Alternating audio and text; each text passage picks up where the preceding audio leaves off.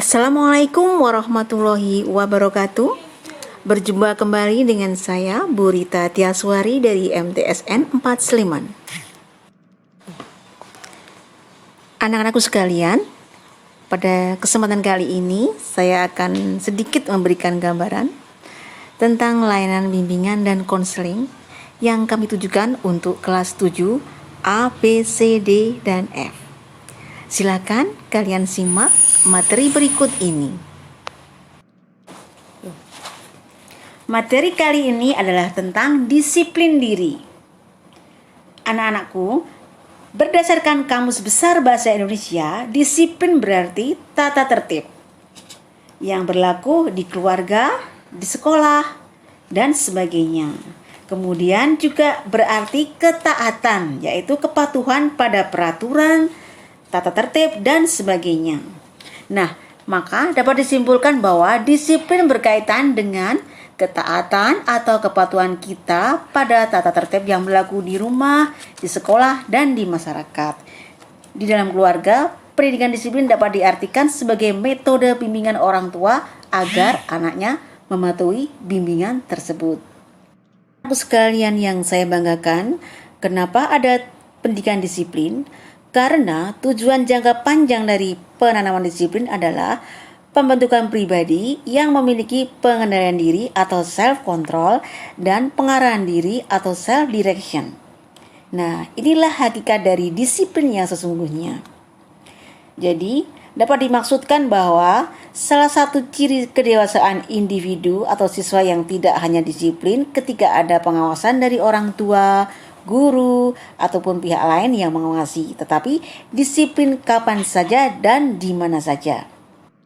Demikianlah anak-anakku, bahwa pendidikan disiplin merupakan salah satu bimbingan yang bertujuan untuk meningkatkan kualitas mental dan moral individu.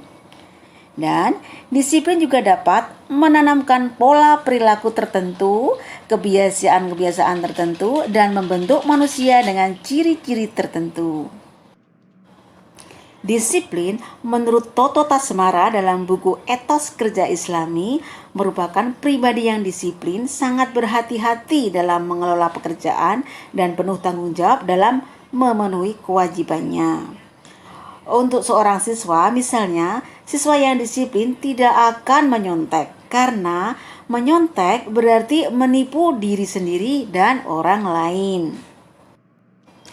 Dalam sebuah buku mengajarkan nilai-nilai kepada anak, dapat dipahami bahwa disiplin diri itu sendiri memiliki makna, di antaranya pertama, sanggup menggerakkan dan mengatur diri serta waktu sendiri. Kemudian makna yang kedua, sanggup mengendalikan emosi diri. Nah, nanti akan Ibu Guru jelaskan satu demi satu. Nah, sekarang akan saya jelaskan tentang yang pertama, sanggup menggerakkan dan mengatur diri serta waktu sendiri. Nah, untuk remaja yang disiplin adalah remaja yang dapat menggerakkan dan mengatur dirinya sendiri tanpa diminta atau disuruh. Nah, banyak remaja yang tidak dapat berprestasi karena tidak dapat mengatur waktu dengan baik. Karena itu, kalian harus terbiasa membuat agenda kegiatan yang merupakan langkah awal untuk mencapai pengaturan yang baik. Dan kita juga harus berkomitmen untuk melaksanakannya, meskipun itu tidak bersifat kaku atau agak fleksibel. Yang kedua adalah sanggup mengendalikan emosi diri. Nah, apa itu emosi? Emosi adalah keadaan serta reaksi psikologis dan fisiologis seperti kegembiraan, kesedihan, keharuan, kecintaan, kemarahan, dan keberanian yang bersifat subjektif. Nah, dari emosi itu yang merupakan perasaan suasana seseorang itu bisa berubah-ubah sesuai dengan keadaan dan lingkungannya. Dan ini juga dipengaruhi oleh faktor-faktor yang subjektif. Nah, bisa saja terjadi seseorang yang sedang mengalami kesedihan. Jadi itu bisa mengganggu pergaulannya. Karena ketika dia merasa sedih, ia akan merasa hidupnya sangat sengsara, tidak ada orang lain yang peduli dengannya, sehingga itu justru akan membuat kesedihannya semakin bertambah. Karena itu, kita lebih baik mengawali hari ini dengan perasaan senang. Karena kita akan jadi cenderung semangat untuk menjalani aktivitas seperti berolahraga, mandi pagi, berangkat sekolah, dan belajar. Nah, itulah gunanya kita hidup dengan perasaan senang. Jadi, ketika seseorang memiliki emosi yang stabil, sebaliknya, jika seseorang tidak memiliki emosi yang stabil, itu akan memperlambat kelancaran aktivitas dirinya. Karena akan memunculkan perasaan negatif. Misalnya, mudah tersinggung, mudah marah, rasa malu yang berlebihan, selalu ragu, selalu murung, dan sebagainya.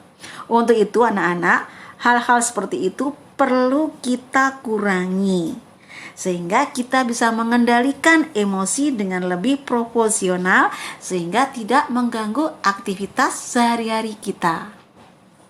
Sekalian, emosi ini memang hal yang wajar kita alami, dan itu ada yang bisa kita sikapi secara positif dan negatif. Yang terpenting adalah kita mampu melatih emosi agar emosi kita stabil. Nah, cara melatih emosi agar stabil, pertama, berusaha melaksanakan tugas dan kewajiban. Kedua, berusaha selalu disiplin dan tertib. Ketiga, berusaha selalu mematuhi peraturan dan norma. Keempat, berusaha berprestasi dalam belajar, bekerja, dan bergaul. Yang terakhir, berusaha menjaga keselarasan, keserasian, dan keseimbangan dalam kehidupan sehari-hari kita. Emosi itu juga merupakan sebuah kekuatan yang jika bisa kita arahkan pada hal yang positif, dapat menguntungkan kepentingan diri kita sendiri dan orang lain. Nah, kita bisa mengarahkan emosi kita dengan menghindari hal-hal yang tidak perlu. Di antaranya, pertama, menghindari hal-hal yang dapat menimbulkan emosi negatif seperti perasaan kecewa, sedih, murung, dan sebagainya. Kemudian, menghindari hal-hal yang dapat menimbulkan perasaan gembira yang berlebihan. Kemudian, yang ketiga, selalu introspeksi diri agar kehidupan kita akan merasa seimbang. Nah, itulah hal-hal yang penting harus kalian lakukan untuk mengarahkan emosi yang positif. Anak-anak yang bisa Ibu sampaikan dalam layanan bimbingan konseling kali ini dengan tema tentang disiplin diri dan cara mengarahkan emosi yang positif. Semoga bermanfaat dan kita akan berjumpa kembali dalam layanan bimbingan dengan tema-tema yang lain. Selamat beraktivitas, semoga bermanfaat. Wassalamualaikum warahmatullahi wabarakatuh.